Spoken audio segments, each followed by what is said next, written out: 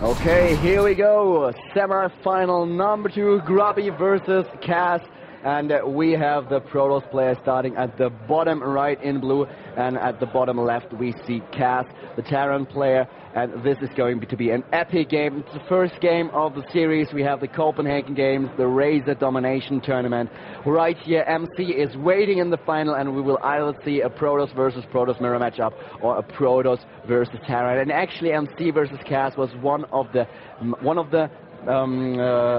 matches that a lot of people expected to see in the final, and Kas has to prove that he's able to beat Grubby. Grubby, on the other hand, he only can win in this match. I don't think he can lose. He already played amazingly well, and he has nothing to lose as his reputation. Everybody knows he is an amazing player, has been a great Warcraft 3 player. But in StarCraft 2, this is his first offline event. He is ranked top 4 already, so Grubby has nothing to lose at all. He is allowed to lose against Kas, and therefore in this game he's the underdog. Kas is the favorite player, but Grubby has been playing so well lately, he might even take the series and defeat Kas and face MC in the final. And Grubby is like, he isn't playing StarCraft 2 for a long time, and Kas is actually playing a lot of games and for a long time, so Grubby is just playing awesome for the time he's playing right now. And okay, so let's get back to the game. The Grubby is scouting right now, right after the gateway was placed, so he's going to scout Kas in the perfect direction, and Kas is making one barracks, one gas, so everything just looks normal right now. Nothing special coming up, and second pylon from Grubby right now before the gazers, so maybe we'll see something fancy. Yeah, and I want to thank again, I want to have a big shout out to Razor once again. Those guys are just awesome sponsoring that tournament. We had a lot of problems on the first day of the tournament, and actually Matthias, being one of the guys of Razor present on the location, took care that everything was resolved. So thanks to Razor once again for sponsoring the tournament, for allowing those players to compete for the prize money of roughly 7,000 euros. It's 50,000 krona, and Kas actually is trying to get some gas. He's going for a tech lab, and he likes to play with an early Reaper in order to scout his opponent. Grubby, on the other hand, is now scouting a little bit with his probe. We have Kas already in place with one Marine just trying to take out the scouting probe of Grubby, and the Reaper is in production, also already rallied to the expansion as well. He will rally the Reaper to the right, and well, Kas not being able to kill the SAV is just mentioning that it's the wrong map, it's not MLG, and Grubby just making sure that everything's alright, so just let's play. And we've been talking about this. Yeah, I'm not sure if this is, I think this is the correct version. Yeah, the only MLG map is Metalopolis, nothing else. I actually think so too. But in the end it doesn't matter, both players agree to play on this map, so it's fine. And we see Grubby now with the upgrade for his gateways, and the command center being placed by Kas after his first barracks. And yeah, well, with the maps it has to be a little bit difficult. I've been talking to Cloud about it quite a lot, and also with other players. So all those different map versions are kind of annoying for most of them. Here comes the Reaper immediately attacking the economy line of Grubby, and Grubby is losing his first probe and now trying to block the escape route of the Reaper, and the Reaper is able to escape with 2 kills. Well done by Kas right there, got some scouting information, was able to annoy his opponent just a little bit, and Grubby with his expansion. And for all you guys who are just wondering, if you're watching the VOD later on, next to me sitting is once again Mouse Mana. And well, Mana, we talked about the matchup already a lot, we talked about the map as well, but could you just tell us again what's really crucial about this PvT on Shakura's Plateau? I think that the crucial thing to get by Protoss is to get the good amount of sentries and to have a good amount of force to defend the early pushes of Terran. When you play the fast expand like Grubby does right now, and in the late game you have to aim for some splash unit like Colossi or Storms. But as we know, Terrans have a lot of good units like Marauders, Vikings, and even goes with the EMP. So you have to be a really good in micro and macro just to fight with the Terran army. And as we see now, the both players are playing expansions, and we are going to see some kind of pushes by Grubby or not, because he's placing a hidden probe which was scouted by Reaper and killed. So I think Reaper will give Kas a lot of information right now. The one thing that I've been wondering about it a little bit is Kas obviously was able to watch the last games of Grubby. And Grubby, he's a really accomplished player, and what he has done in the last games is something we don't see a lot of protoss do. He always, when he was facing a Terran player, he always went for the Storm. As soon as his Colossi were pressured by Vikings, he went straight for the Storm. And something that nobody else did so far was going for Ghosts. We didn't see TLO go for Ghosts, no EMP there, and the EMP is just so good against the shields of the Protoss player. It's good against, of course, against Templar in particular, and Sentries as well. So what do you think? If Grubby is actually trying to get Storm up against the army of his opponent, do you think Kas will mix up his unit composition a little bit with an occasional Ghost? I think he won't do a little bit of Ghost. I think he will do like 7 Ghosts or even 8 Ghosts because he likes that. When I play him in ladder games, he makes a lot of units and additional Ghosts as well as a lot of drops and everything. I think Kas is like one of the best Terrans, if not the best Terran in Europe right now, and his playstyle is very, very aggressive as he takes the expansions as well. Now Starport for Kas is done. He's going to lift it up very soon to the reactor. Now he does that, and he's going to make a little bit of attack very soon, I think.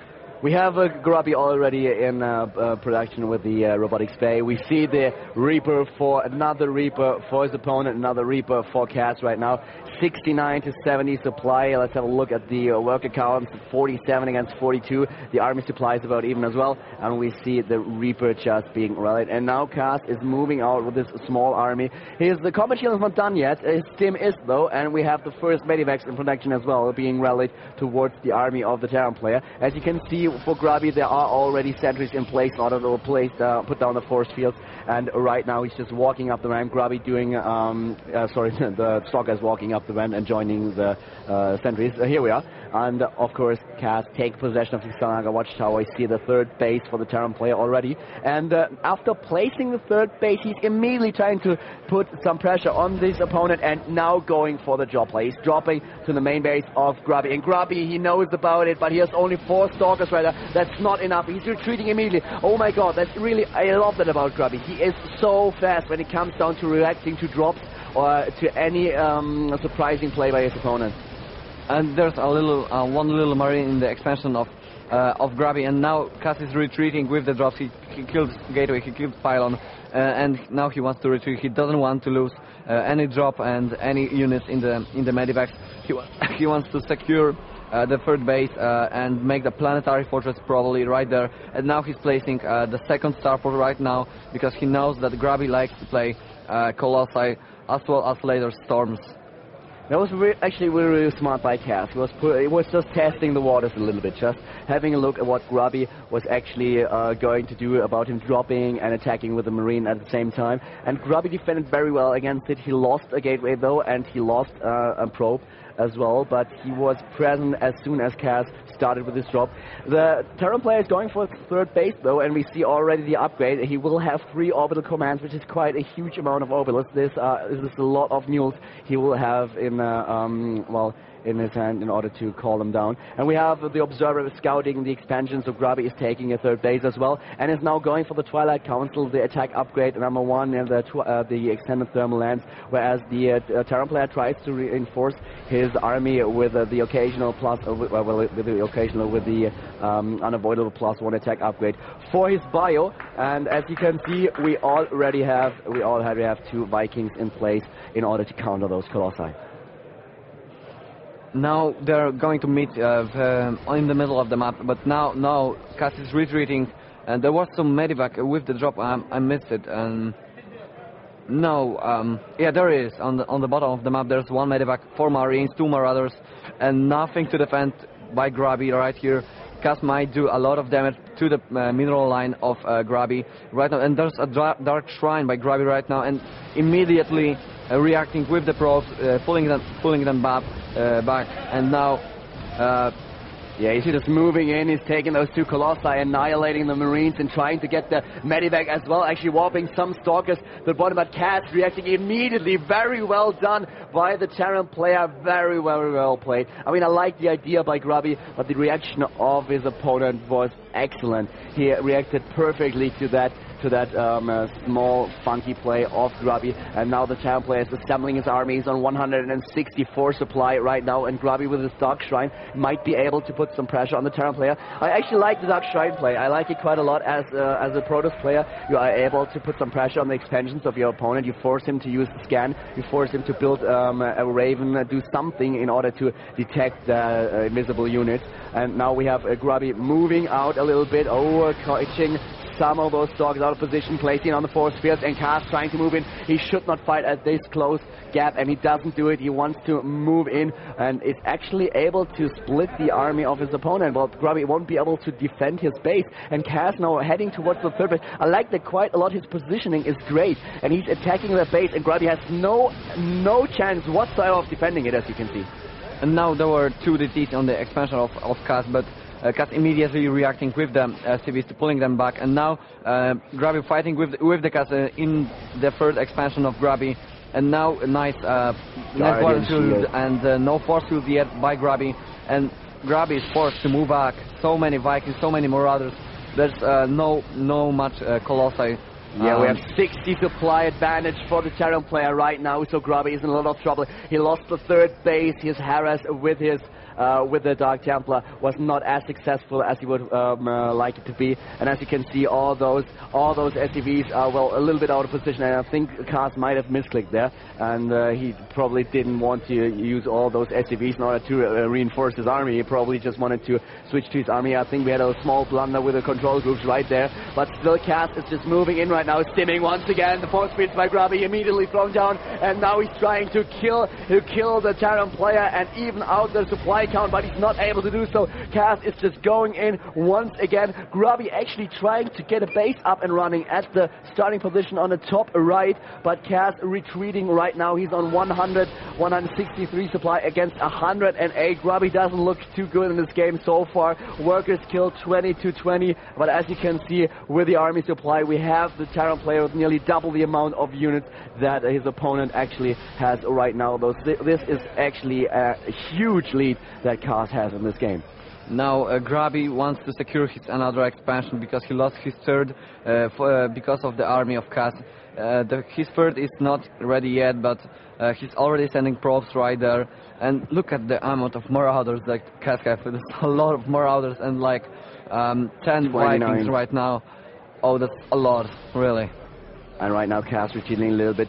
Grubby is trying to put some aggression towards the Terran player right now, but in the meantime we have Kas just reinforcing his army with another upgrade. He already has 1 armor upgrade, the 2 attack upgrades, and he's going for the +3 upgrades as well as the 2nd armor upgrade. And he's, truth be told, he's really way ahead. He's ahead in supply, he's ahead in upgrades. His economy is better than the economy of Grubby. He might go for a 4th base as well. Just about now he's going to place down another command center.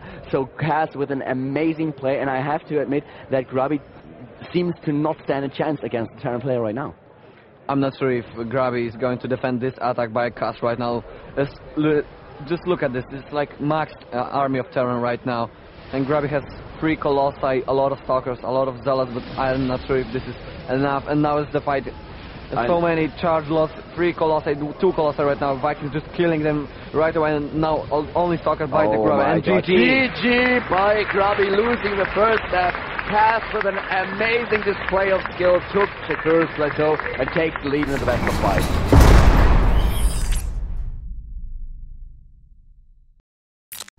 Here we go, map number 2, Terminus. Grubby facing Kas. Once again, the Terran player is ahead 1-0. We have the second match in the best of 5 at the Copenhagen Games, the Razor Domination Tournament. At the bottom spawn position at 6 o'clock, Grubby started as the blue Protoss player. To his right, we have Kas as the red Terran. They are fighting for a slot in the final. MC is already waiting there. He was able to defeat Mower with 3-1 in the other semi-final. So we are actually casting the second semi-final right now. And the Copenhagen Games, the Razor Domination, has a prize money of roughly 7,000 euros. It's 50,000 krona to be exact. And this is hopefully going to be another intense